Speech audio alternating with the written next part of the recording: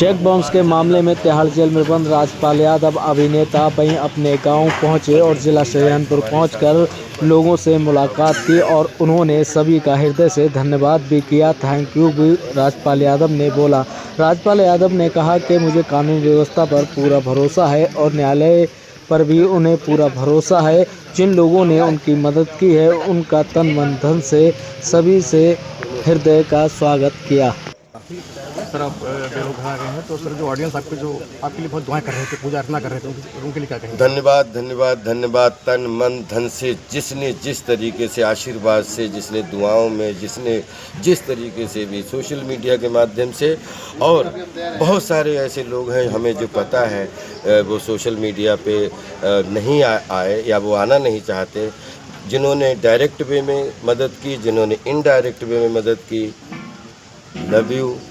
आपका धन्यवाद आपके लिए बहुत छोटा है, लेकिन मैं आपके इस इज़्ज़त की, आपके इस जेस्चर की हृदय से रिस्पेक्ट करता हूं और आपको, आपके परिवार के लिए, आपके मित्रों के लिए, अपने देश के लिए इतनी सारी दुआएं करता हूं कि जो भी आपने मेरे लिए सोचा सब में 3 0 इंटू में लग जाए सफलता के, उन्नति के।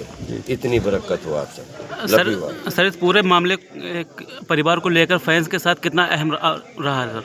फैंस से मेरा जुड़ाव, फैंस मेरे फैमिली हैं। पूरे विश्व में 800 करोड़ लोगों में 600 करोड़ बाई नेम जानते हैं मुझे।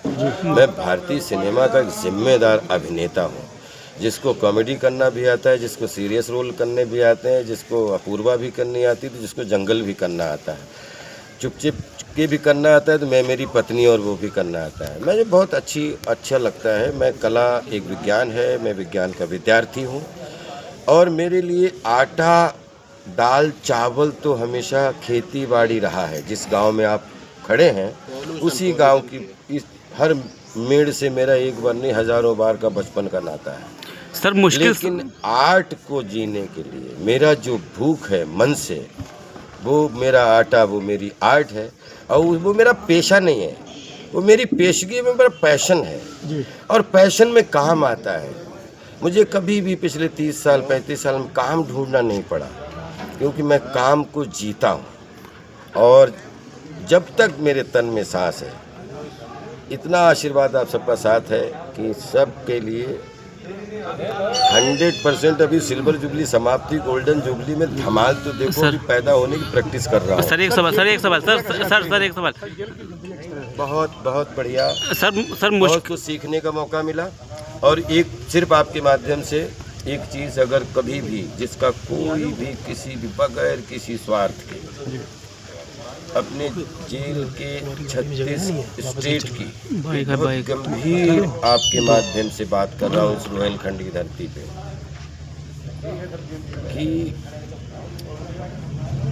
दिल्ली तिहाड़ जेल मेरे लिए एक इस तरीके का चिंतन शिविर रहा, जिसमें मेरी ये भावना है कि जब सब कुछ अपग्रेड हो रहा है तो हमारी जेलें भी अपग्रेड होनी चाहिए।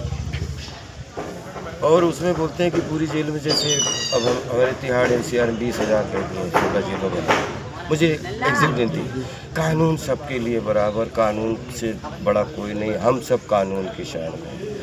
लेकिन कभी अब कानून में सज़ा हो के फिर ऐसा होता है कि अब कई कैदियों का व्यवहार देखा जाता है, आचरण देखा जाता है, उनके संस्कार देखे जाते हैं, फिर उनका लिविंग चयन देखा जाता है। तो मेरी एक ही इच्छा है कि पूरे 36 स्टेट के कैदियों में कम से कम 10% उन लोगों को एक जीवन जीने का मौका दिया जाना चाहिए जो पिछले 10 साल से, जो अब कोर्ट नहीं जाते लेकिन सजा याफ्ता है, उनके आचरण व्यवहार संस्कार पर। तो मुझे लगता है हमारी 36 जेलों में 10,000 लोग ऐसे हो जाएंगे जिनको कोई ऐसा जीवन मिलेगा जो उन्होंने सोचा नहीं होगा, और वो हमारे देश की धरोहर बनने में, मजबूती में बहुत बड़ा योगदान निभाए।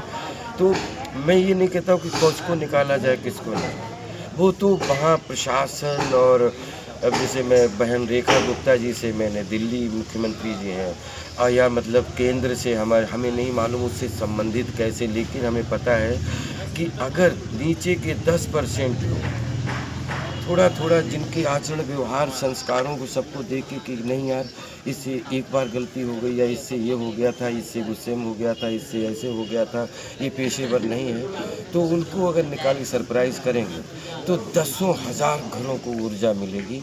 और उस मुहिम में कहीं भी किसी प्लेटफॉर्म पे ये प्रार्थना मैं आपसे बगैर किसी कोर्ट या एक ह्यूमन बीइंग के रूप में मैं करना चाहूँगा। दूसरी चीज़, हमारी जेलें हैं, हम जो घृणा पाप से करो, पापी से नहीं। अगर हमारे एयरपोर्ट पे हर जगह आज इतना हम digital, there is whole world become small village, तो हर जगह अगर स्मोकिंग एरिया है कोने पे, एक ऐसी जगह पे जहाँ पे जब हर जगह रेलवे प्लेटफॉर्म से लेके प्रेयर, हम नहीं कहते, हम स्मोकिंग को प्रमोट नहीं करना चाहते, लेकिन स्मोकिंग होती है, स्मोकिंग बिकती है पूरे देश में, पुड़िया मसाला से लेके सब कुछ बिकता है, बीड़ी बंडल बिकते हैं, सिगरेटें बिकती हैं। जब बिकती हैं तो उसका धंधा भी चलता है, उसका व्यापार भी चलता है। तो जो लोग, मैं भी स्मोकिंग का शिकार हूँ, मैंने हमेशा बहुत बार छोड़ने की कोशिश की, मैं कभी झूठ नहीं बोलता। मेरी एक ही प्रार्थना है, तो जेलों में भी एक ऐसा एरिया ताकि कतई जेल गंदी ना हो, लेकिन एक स्मोकिंग धूम्रपान एरिया ज़रूर होना चाहिए, ताकि उन लोगों को, जो लोग ये धूम्रपान करते हैं, वो किसी दूसरी बीमारी का शिकार ना हो जाए। कम से कम धूम्रपान उनको जो है, धूम्रपान सेहत के लिए हानिकारक है, मेरी भावना को समझ लें। लेकिन हम कितने भी प्रवचन दे लें, अगर हम पीते हैं तो कहाँ जाएं? छोड़ेंगे, कोशिश करेंगे। तो उस सुधार गृह में हर वार्ड में एक धूम्रपान या 2 धूम्रपान एरिया ज़रूर होने चाहिए, जिसमें उनकी वजह से बहुत सारे बीमारियां और बहुत सारे वो चीज़ें हैं जो अनैतिक हैं, वो बच जाएंगी। Thank you sir.